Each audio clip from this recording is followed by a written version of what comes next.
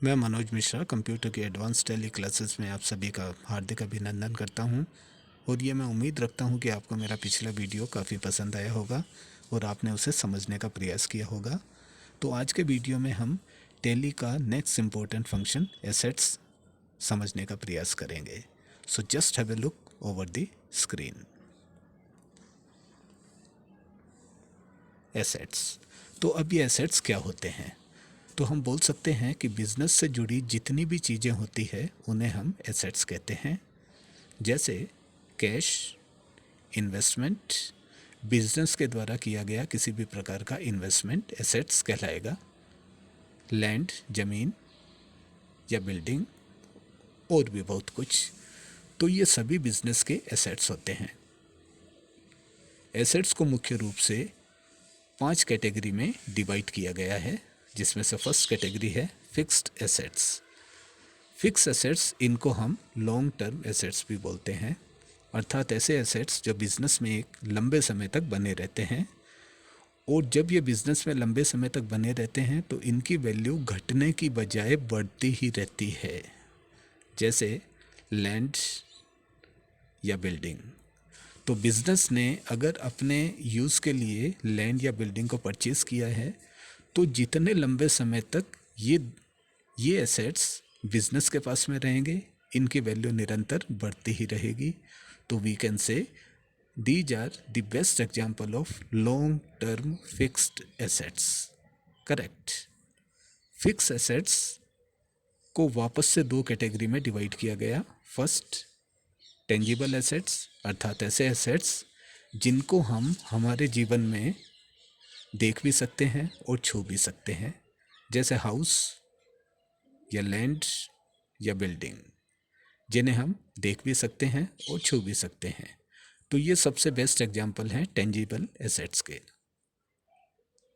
Intangible assets, अर्थात ऐसे assets जिन्हें हम ना तो छू सकते हैं ना देख सकते हैं, जैसे लोन। और अगर मैं इसका बेस्ट एग्जाम्पल बताऊं तो वो है कंपनी का गुडविल। तो कंपनी का गुडविल क्या होता है? गुडविल का मतलब कंपनी के पेटेंट्स या कंपनी के लोगो या कंपनी के कॉपीराइट्स, तो इन्हें हम गुडविल बोलते हैं, जो इंटेंजिबल एसेट्स के बेस्ट एग्जाम्पल हैं। सेकंड एसेट्स अगर हम देखते हैं तो वो है करंट एसेट्स, जिन्हें हम फिजिकल एसेट्स भी बोलते हैं, अर्थात ऐसे एसेट्स जो हमारे सामने हैं, अर्थात बिजनेस के सामने हैं, जैसे कैश, बैंक अकाउंट, बिजनेस का स्टॉक या बिजनेस के जितने भी डेटर्स हैं, ये भी करंट एसेट्स कहलाएंगे। अब ये डेटर्स क्या होते हैं? डेटर्स का मतलब ऐसे व्यक्ति जिनको बिजनेस ने कोई प्रोडक्ट सेल आउट किया है उधार में। तो अब इन सभी व्यक्तियों से पैसा बिजनेस को मिलने वाला है, तो ये एक प्रकार का करंट एसेट्स कहलाएगा। तीसरा एसेट्स है वेस्टिंग एसेट्स, अर्थात इनको हम बोलेंगे क्षयशील संपत्ति, अर्थात ऐसे एसेट्स जिन्हें हम जैसे जैसे यूज़ करते जाएंगे ये नष्ट होते चले जाएंगे, जैसे तेल के कुएं या माइंस। तो अगर हम तेल के कुएं में से तेल का कंजप्शंस कंटिन्यूसली करते रहेंगे तो ये तेल के कुएं में से तेल धीरे धीरे कम होता जाएगा। तो ये वेस्टिंग एसेट्स के कुछ अच्छे एग्जाम्पल्स हैं। चौथे टाइप का एसेट्स है लिक्विड एसेट्स। तो लिक्विड एसेट्स क्या होता है? लिक्विड एसेट्स का मतलब ऐसे एसेट्स जिनको हम आसानी से कैश में कन्वर्ट कर लेते हैं अपनी आवश्यकता के अनुसार। बिजनेस को अगर कैश की आवश्यकता होती है तो वो इन एसेट्स को सेल आउट करके उन्हें कैश में इमीडिएटली कन्वर्ट कर लेता है, लिक्विड एसेट्स कहलाते हैं। अब इनके एग्जाम्पल्स अगर मैं आपको बताऊं तो cash is the best example of liquid assets. Treasury bills और treasury bonds backed by USA government. अब अगर बिजनेस अपना इन्वेस्टमेंट ट्रेजरी बिल्स या ट्रेजरी बॉन्ड्स को खरीदने में करता है तो आवश्यकता पड़ने पर ये इन्हें सेल आउट करके इन्हें कैश में कन्वर्ट कर लेता है।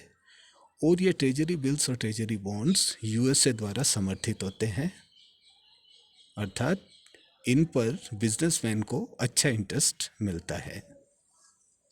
सर्टिफिकेट्स ऑफ डिपॉजिट्स, जिन्हें हम सीडीज बोलते हैं।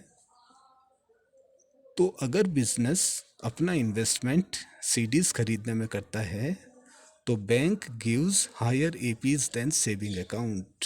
तो बैंक सेविंग अकाउंट की तुलना में बिजनेसमैन को हाई एपीज का मतलब कंपाउंडिंग इंटरेस्ट देता है, जो सेविंग अकाउंट से ज़्यादा होता है। अब एपीज क्या है? तो एपीज की अगर मैं आपको फुल फॉर्म बताऊं तो वो है एनुअल परसेंटेज यील्ड्स। अब इस एनुअल परसेंटेज यील्ड्स में कंपाउंडिंग इंटरेस्ट को इंक्लूड किया गया है। अब ये कंपाउंडिंग इंटरेस्ट क्या होता है? तो हम बोल सकते हैं कि compounding interest is equal to interest we earn on principal amount plus interest on earnings.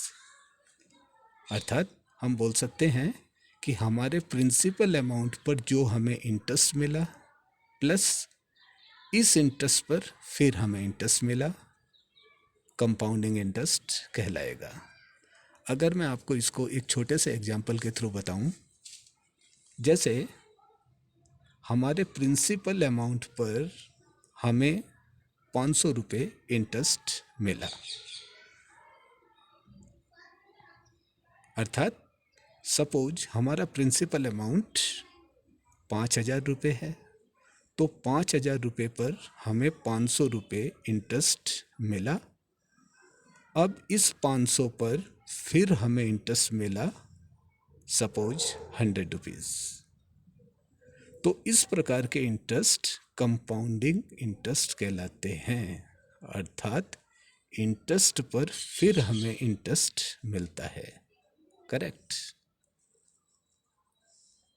अब जैसे कंपनी के बॉन्ड्स, अगर कंपनी ने अपना इन्वेस्टमेंट बॉन्ड्स खरीदने में कर रखा है या फिर जो कंपनी का स्टॉक होता है, ये सभी लिक्विड एसेट्स कहलाएंगे। और इसी में एक्सचेंज ट्रेड फंड्स, जिन्हें हम ईएफटीज बोलते हैं, mutual funds, money market funds जो गवर्नमेंट द्वारा समर्थित होता है, और प्रीशियस मेटल्स लाइक गोल्ड और सिल्वर।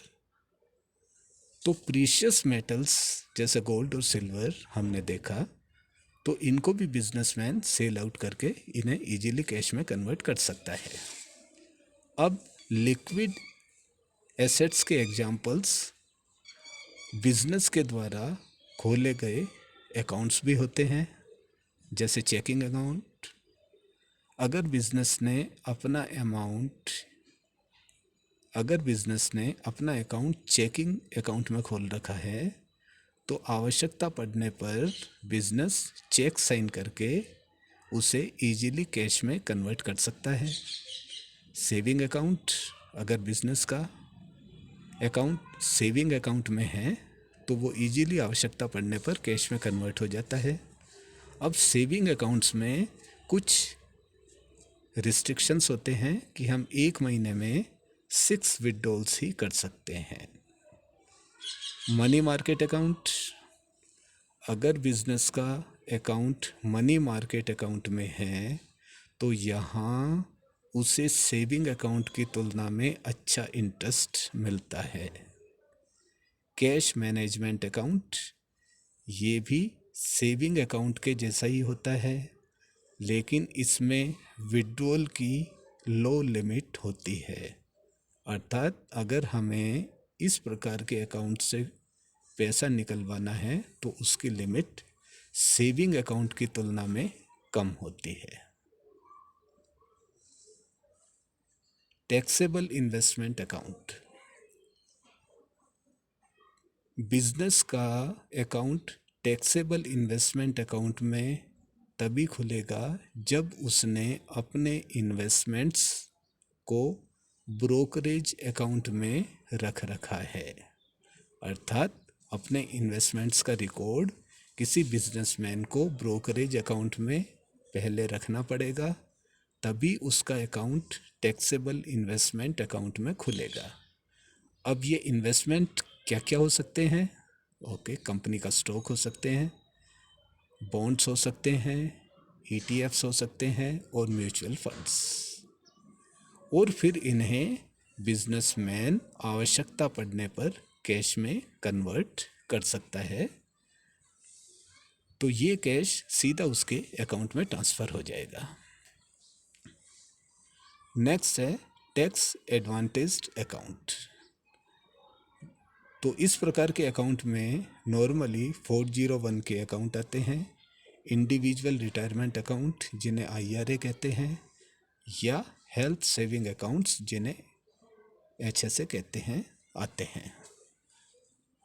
तो अगर बिजनेस ने अपना अकाउंट टैक्स एडवांटेज अकाउंट में खुलवा रखा है, तो केयर्स एक्ट के अनुसार अर्जेंसी में बिजनेसमैन इन अकाउंट से 1 लाख रुपए विदाउट एनी पेनल्टी निकलवा सकता है, और मैच्योरिटी डेट से पहले, क्योंकि इस प्रकार के अकाउंट्स में एक मैच्योरिटी डेट होती है जिससे पहले व्यक्ति इनमें से अमाउंट नहीं निकलवा सकता, लेकिन अर्जेंसी में वो 1 लाख रुपए विदाउट एनी पेनल्टी निकलवा सकता है।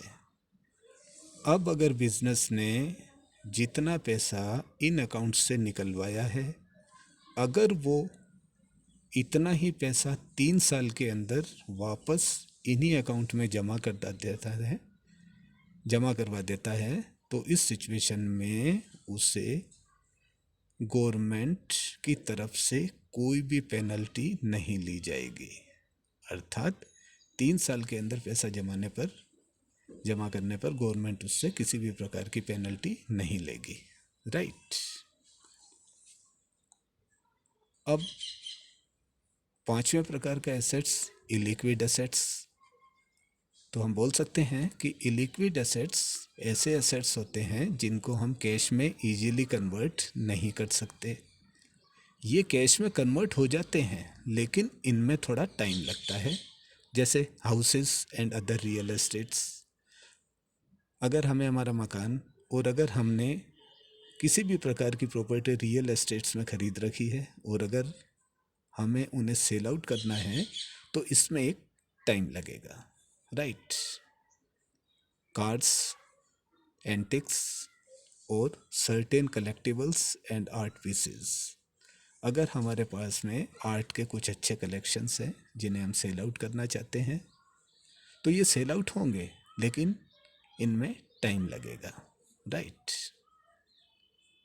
तो मैं उम्मीद करूँगा कि ये मेरा छोटा सा प्रयास आपको पसंद आया होगा। So see you very soon in the next class. Till then, bye.